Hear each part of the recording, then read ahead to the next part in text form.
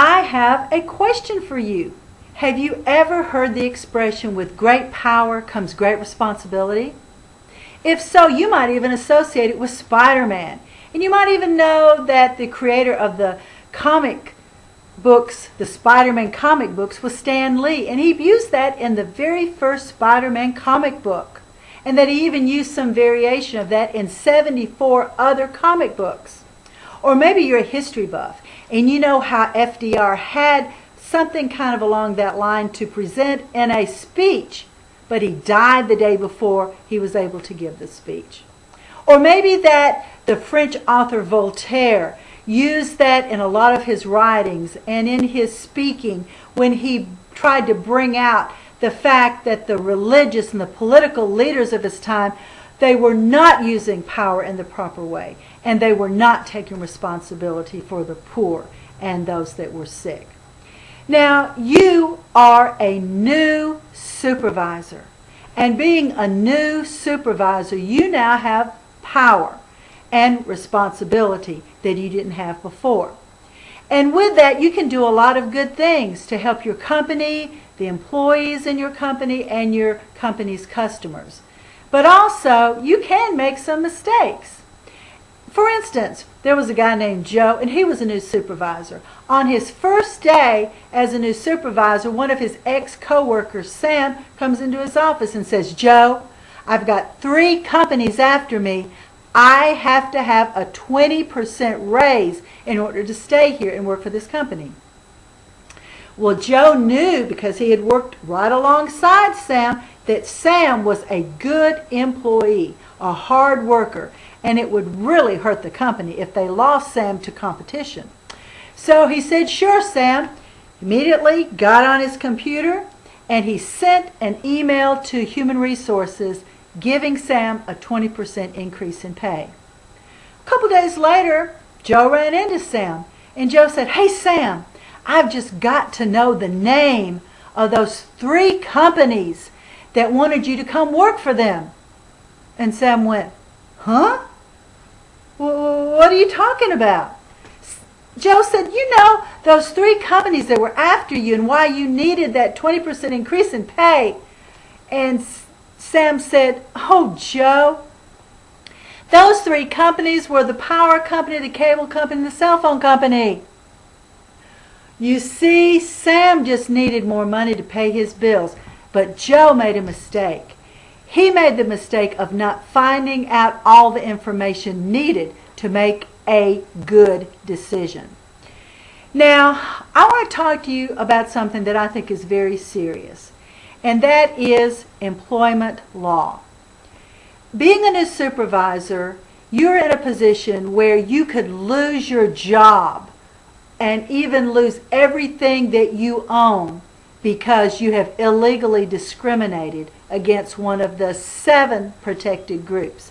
Now, 5 of those groups got their protection from the Civil Rights Act of 1964.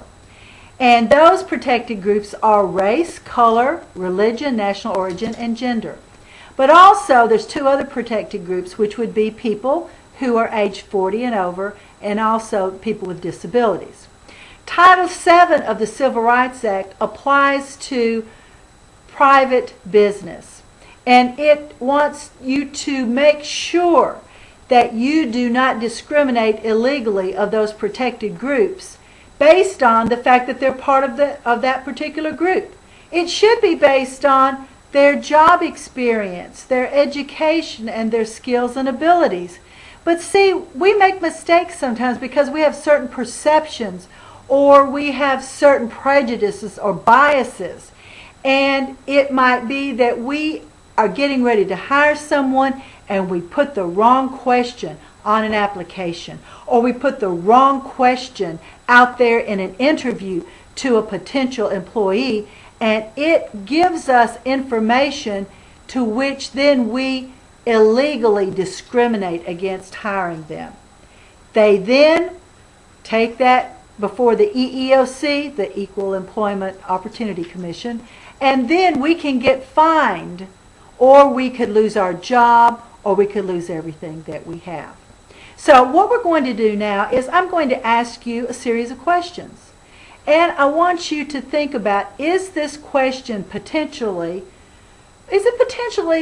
discriminatory, illegally, for any of those 7 protected groups?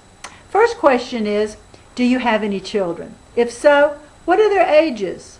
And how many do you have? Well, you can see maybe why someone would ask that question in an interview or on an application. Now, if you've written down that that is an illegal or potentially illegal question, then you are correct. This tends to discriminate more against gender, and specifically women. There's something about some of our perceptions that a woman with small children, especially several small children, would not be able to get to work or would have to be leaving work early, as opposed to a man who has the same number of children, same ages. So that is potentially discriminatory. Another question would be, do you own an automobile? Well, again, like in question number 1, you're trying to figure out if a person is dependable. Can they get to work on time? Can they work these particular hours at these particular times? And you want to know that they will be there when they're supposed to be there. Well, then phrase the question in that way. If you're worried about them getting to work, ask the question, do you have reliable transportation? Or just, can you work during these hours at these times? Or you could ask, have you ever, how many times have you been absent in the year before or the 2 years before? Or how many times have you been late?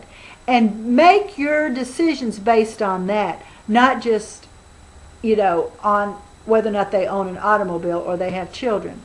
Now, the owning an automobile, interestingly enough, ended up being discriminatory because there was an area, and there's probably many areas like that in the United States, where whites had a higher percentage of car ownership than blacks or Hispanics. So when the blacks and the Hispanics asked those questions, they had to say no. And that kept them from getting the job. And that had nothing to do with their ability to do the job, because they could have gotten to work by any means, whether it was grandma bringing them, paying for a cab, or walking there. So it doesn't matter how you get to work. What's important is that you're at work and you do a good job. The third question I want to ask is, what do you think about asking someone if they are a United States citizen? Well, we know that it's illegal for us to hire someone who is not here legally. So we wouldn't want to ask that because, again, we could have to pay money or we could get into a lot of trouble. But asking that question does not take into account the fact that many people are here legally. It might be they have a work visa or whatever their papers are. They are here legally and legally can work. So a better way of phrasing that question would actually be, if hired, can you show documentation showing that it's legal for you to work in the United States? And that way, whether someone was born in the United States, had a Social Security card or a work visa or whatever their documentation was, they would all answer that question yes, and it would not discriminate against national origin. Another question would be something like, how tall are you? This was a question that was on years before on many firefighter and police officers on their applications. And what they were assuming was that you had to be a certain height in order to perform the job of a police officer or a firefighter. And what that tended to do was not give as many women, also different races that were shorter in stature, was not giving them the same opportunities as the Caucasian or the white population or men. So it tended to discriminate against national origin, also race, and also gender. Now, if you have certain skills that have to be done as a firefighter or a police officer, then there should be tests, physical tests, that everyone would have to pass, and it would have to relate to the actual job. Then there are some jobs where height might be a problem. For instance, if you wanted to be a pilot for the Air Force, because of the cockpits and the amount of space there, there is that requirement that you cannot be more than, I believe it's 6'5", and I happen to have two brothers that are 6'10", so they would never be able to be a pilot for the Air Force. So that could be a potentially discriminatory question if it wasn't completely job related. Well, I hope that you have enjoyed listening to some of these potentially discriminatory questions, and hopefully it will provoke you to think about the questions that you put on your applications and that you ask during your interviews. Peter Parker once said, "Whatever life holds in store for me, I will never forget these words. With great power comes great responsibility. It is my gift, my curse. Who am I? I'm Spider-Man." So I say to you, whatever life holds in store for you, never forget these words. With great power comes great responsibility. This is your gift, your curse. Who are you? You are a new supervisor. I wish you the best of luck in your new career in being a supervisor. Thank you very much.